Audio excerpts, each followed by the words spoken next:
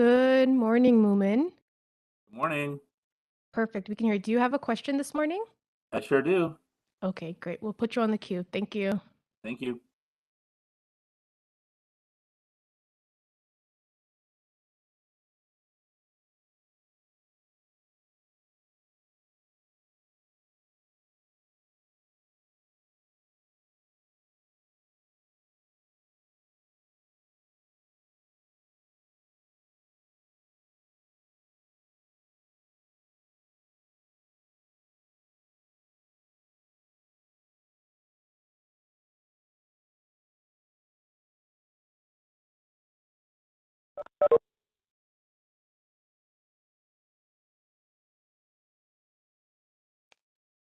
Good morning, Antonella. Can you hear us? Oh,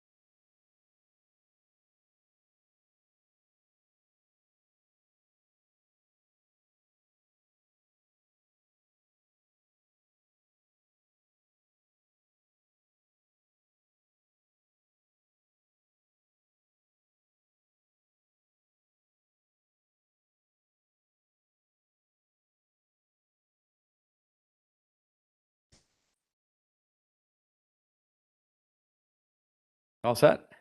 Okay. Well, good morning. Today, City Council begins its April meeting, and I look forward to today's discussions, beginning with the two key items I've designated, as the mayor does in these meetings. The first being the Reconciliation Action Plan and Modern TO, and I wanted to address those items first of all this morning and then answer any questions that you might have.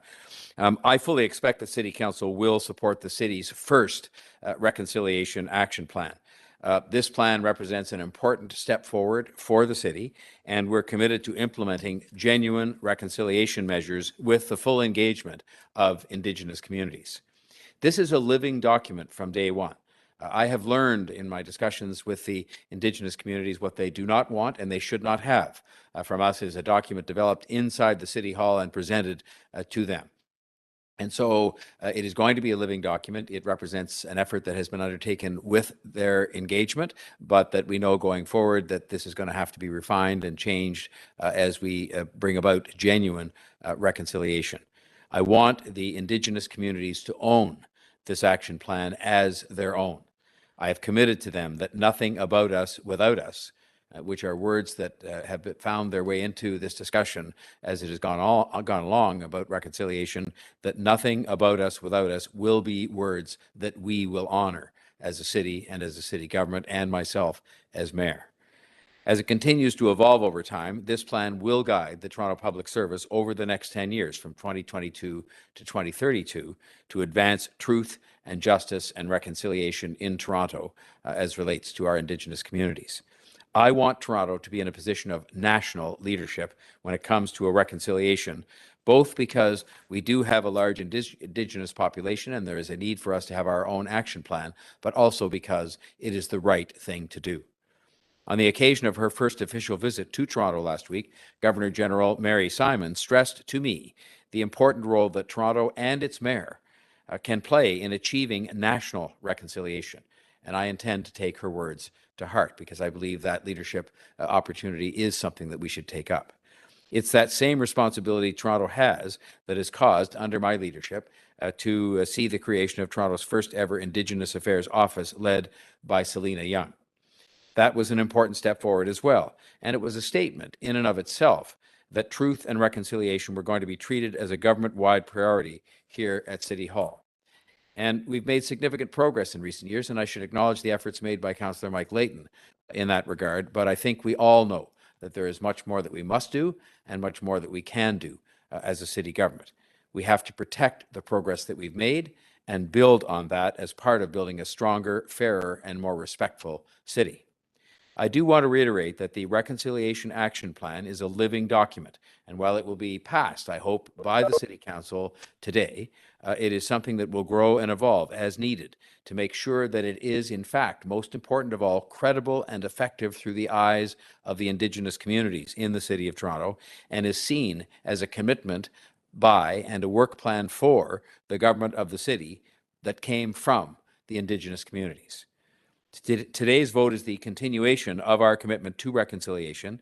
It is not the end, and the plan makes it very clear that it cannot be the end. I am committed to being very much a part of continuing to grow confidence in that evolving action plan. We're also committed to maintaining transparency and accountability with Indigenous communities as the actions in this plan are implemented. I look forward to walking this path of reconciliation together with at the efforts to make Toronto a city where Indigenous peoples and cultures and expertise and ways of being can be properly and completely respected. City Council will also be voting today on the next steps in the Modern TO initiative. This is a plan to modernize our city office space footprint so that we can use space, the space we have and other space, as efficiently and effectively as possible. Modern TO, one of the great benefits of it, not the only one, is that it can save and will save taxpayers millions of dollars on an ongoing basis. It opens up city properties to various uses, including, in particular, affordable housing, and the modernized spaces will allow for more jobs to be located in city-owned space, which only makes sense. City-owned space as opposed to more expensive leased space that we've been using over time. This is exactly what people expect us to do here at City Hall, to find sensible ways to do things in the most efficient way possible, reducing costs so as to keep our city operations more affordable and creating more opportunities for top priorities like affordable housing. The Modern TO initiative will see the city's office footprint go from 55 different sites across the city to 15 locations, primarily by ending leases, sometimes very expensive leases, and creating more effective office hubs within city-owned buildings, including City Hall, Metro Hall, and the civic centers in North York, Scarborough, and Etobicoke. This will result in more jobs being located in North York and Scarborough and Etobicoke. 8 properties worth at least $450 million are to be opened up for city building starting this year, including for affordable housing. 500 to 600 affordable rental and ownership homes in prime downtown and midtown locations, as well as infrastructure and service improvements, new institutional and civic spaces. So, for example, an EMS center will be one of the things that will be contemplated for one of those pieces of land at least. Modern TO is something that I've been proud to champion, and I'm looking forward to seeing this plan come to life in the months and years ahead. Finally, this morning, I would like to bring to your attention that we will be bringing to the City Council during this meeting an update on the city's 2022 finances. As you know, the 2022 budget included almost $500 million in city efficiencies, things we found in the budget that we could achieve as savings and efficiencies and things that were offset. And this was in order to help us with our pandemic shortfall, the pandemic shortfall, of course, being brought about because of a drop in transit ridership and increased costs, mainly in the area of shelter and helping people experiencing homelessness. The law specifies that cities like Toronto cannot run a deficit. That is a law I support. I always have. I've been through 8 budgets where the discipline of that law helped us to make decisions more effectively. So the budget ended up including $1.4 billion that we counted on the federal and provincial governments to address using their much greater financial capacity to address some unique shortfalls like that were caused by the pandemic. Both governments have been very good partners through the pandemic and have provided billions in emergency support. And they have publicly committed to helping cities in this later stage of the pandemic and helping us to ensure a strong economic recovery. Since City Council approved the 2022 budget in mid-February, I have worked with our officials to secure more than $478 million in committed COVID-19 pandemic relief from the other governments. I extend my gratitude to the leadership of both governments for helping us with these important first steps. But they're only first steps. This is 1/3 of the city's 2022 COVID-19 funding shortfall, and that shortfall will be reduced by a further $85 million thanks to increasing TTC ridership and committed provincial reimbursement for pandemic public health costs. That's more than $500 million in less than 2 months. This is good progress, and I'm determined for that to continue. It's a high priority of mine, together with economic recovery and continued sound management of the pandemic and vaccination efforts. I don't expect that we will see an immediate additional commitment of the remainder of these funds in tomorrow's federal budget, but I can assure you that my work at securing the additional funding from both of the other governments continues every single day. The City of Toronto still has more than $800 million in unfunded COVID-19 costs and revenue shortfalls, mainly from transit, in 2022. And so we're continuing to advocate for further emergency support from the Government of Canada and the Government of Ontario. I had some encouraging conversations literally in the last couple of days with Ontario Finance Minister Bethan Falvey, and he has been consistently helpful thus far. And those discussions were very positive and very productive. This needed COVID relief funding, which will go towards TTC ridership shortfalls and our increased COVID-19 shelter costs, along with the ongoing vaccination campaign. This funding is much needed to keep the city on the right path for a strong recovery going forward. And it will avoid the situation that we have worked throughout the pandemic to prevent, namely that we do not want to be in a situation where we cover COVID-19 funding shortfalls by reducing our capital budget. I've indicated before, I will not take the path of having a massive tax increase imposed on people who are struggling at this point in time, at the end of the pandemic and with the advent of an inflationary period, and I will not cut services that are vital to people in their day-to-day lives. And so the alternative becomes for us to cut capital. The hundreds of millions of dollars we are spending on capital infrastructure every year have been helping us to catch up on years of underspending and decisions that weren't made to replace and repair and keep up things that needed to be kept up in order to build a great city. And that investment, by the way, in capital also generates thousands of jobs, thousands of good jobs across the city. As we have detailed in the past, any reduction to the capital budget will mean that much needed infrastructure projects will not get underway this year, and that will mean fewer construction jobs at a time when we want to be building as much as we can and employing as many people as we can as part of our recovery and getting back on our feet in the aftermath of the pandemic. We need those jobs now, and we need those projects now. And they are very much a part of building Toronto and Canada back strongly. Many of these projects that would be cut are needed infrastructure upgrades for the good of transit, for the good of our environment. We should be making these investments so that we can continue to address climate change and protect our infrastructure, and so that we can keep those people working on those projects. So while we have some distance to go, we have made considerable progress. More than $500 million in less than 2 months secured to protect Toronto and protect the progress that we have made as a city, and we are thankful for that support.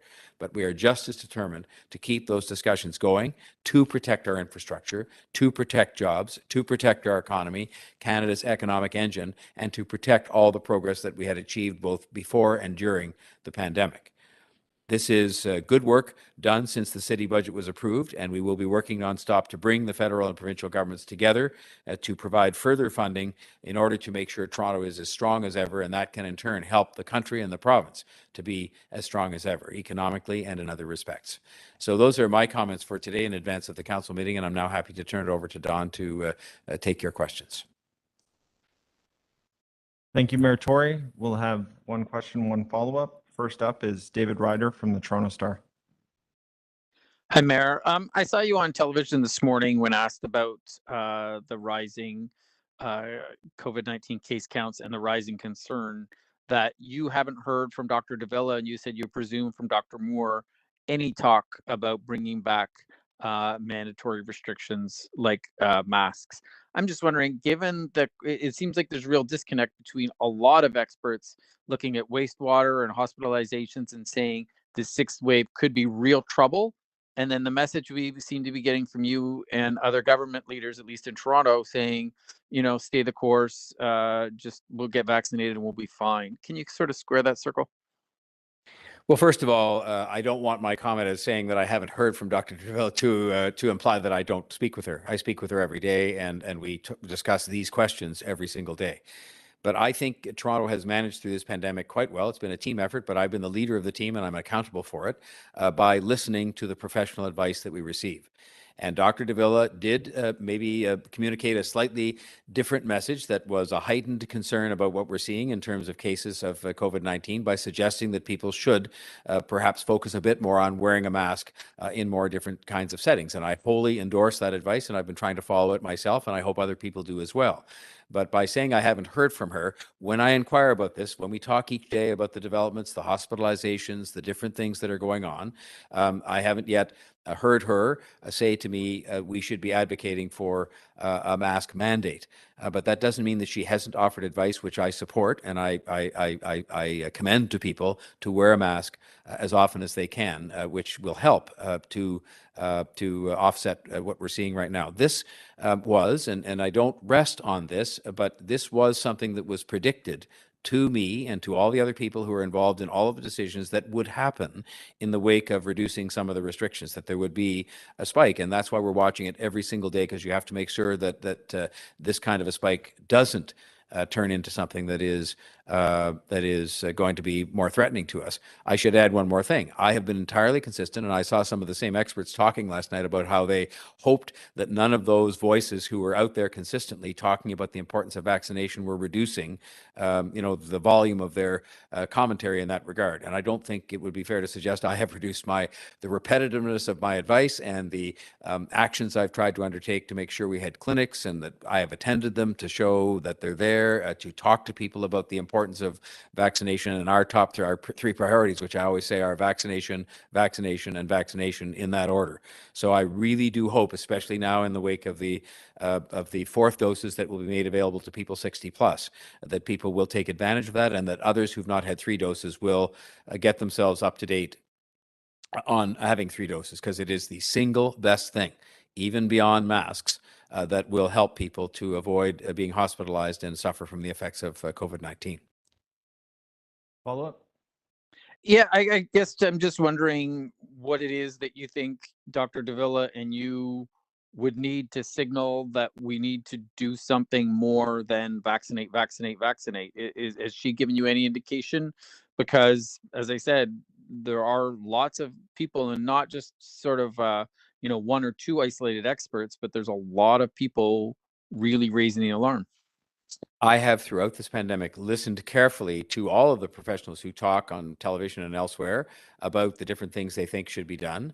But I have turned in the end to our own medical officer of health as the principal source of advice to me. And I, as a participant in those decisions, and I can only say that, she has not set a threshold with me at the moment and said, if this happens or that happens, but we are looking at it every single day. And I think people respect the fact that as mayor of Toronto, I have abided by professional advice. I do not want these things to turn into political matters. I do not want them to turn into matters of ideology or division. I want them to be based on the best professional advice we can get. And the fact that I'm talking to Dr. Davila about these things every single day indicates my keen interest in doing the right thing. And if the right thing, she says, tomorrow afternoon or 2 days from now is to have some kind of measure to do with masking, then I can tell you, I will ask her a bunch of questions about that, but I will follow that advice. But she is the one that has the expertise and the access to all the other scientists, including the ones you see on television, to give me that advice when the time comes. And I'm certainly asking every day to make sure that I'm staying up to date with her thinking and that of the other experts. And we will do the right thing for the people of the city of Toronto, whatever that might be that's called for. Next up, we have Momin from City News. Good morning. Thanks so much for taking my question. So my question is about the report on the FIFA World Cup that's coming to council today. It comes with a fairly hefty price tag for the city itself, with concerns about the fact that some of the revenue that we generated, sales tax, et cetera, doesn't actually come back to the city. So I just wanted to get from you, is this cost why, or if you could explain why spending this kind of money for just 5 games is worth it for the taxpayer of Toronto versus putting that money, say, into certain things, other things that the city needs? I will start with the fact that much of this investment will be made considerably down the road, because the games in question are not coming until 2026. Secondly, I will indicate that every penny of that money, based on the numbers that are contained in the report, will be returned. And the return beneficiaries will be more the federal and provincial governments, quite frankly, through sales taxes and other kinds of things. People will be at work doing some of the preparation for the World Cup. And thirdly, it will put Toronto on the map. This is the biggest sporting event in the world. And I think for us to be part of it, I think the vast majority of the people of the city of Toronto would be excited by that. They will see the business sense in it for the reputation and the kind of putting the city on the map as a place to invest and to live and to create jobs. And I believe it will get a solid return. So it is something that is, you have to plan these things quite far out. And I can't imagine the biggest city in our country, the most diverse city in the world, not participating in the global sporting event that is going to come to Canada regardless. It has been awarded to Canada, Mexico, and the United States together. And I think it is something that will be exciting. It'll be positive, and it will get all the money back that we invest will come back to the other governments and more. So it is something that I commend to the council for their approval, and I think it will be positively received in that respect. Follow up? Yeah, there's also a report about bike lanes and extending a bike lane pilot on Yonge Street. We know at the committee there were some people that voted against it, including your deputy mayor and councillor Pasternak. So I just wanted to know where you stand on the Yonge Street portion specifically. Would you like to see it get the green light for another year or not? I've been criticized in the past for using pilot projects because people say this somehow is some kind of a timid way to make decisions.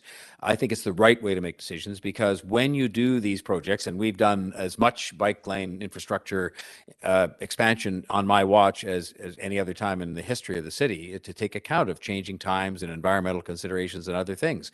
But I believe in doing it properly, and I believe in doing it based on data and not politicizing it, which others choose to do, and not basing on ideology either. I'm very consistent on all these things, I think. So in this case, I think that there's every reason to continue with the pilot and to insist that there be some modifications made in order to take account of concerns of local residents and of TTC vehicles and other people. I think those changes can and will be made. I would think that it might be sensible for us to have a look at that pilot extending through this season, but trying to move up the time for the consideration of all the evidence a bit sooner. But I think we should make those changes, see how it does. Every one of these bike lane projects over time, because I've been here long enough for enough of them now to see that in the second year things get better because everybody adjusts themselves and we do make some changes to the project itself. And so I think that I've been listening very carefully to what the ratepayers have said. I've met with them. I've talked to the business community. I've listened to the TTC, and I've listened to the cycling community. And as usual, I will be taking all of that into account in terms of my own posture on these things, which I've just mentioned to you. And I will be participating in the ultimate decision-making some months down the road after we've had a chance to make improvements and to collect some further evidence. And that's it for today. Thanks, everyone. Okay, thank you all.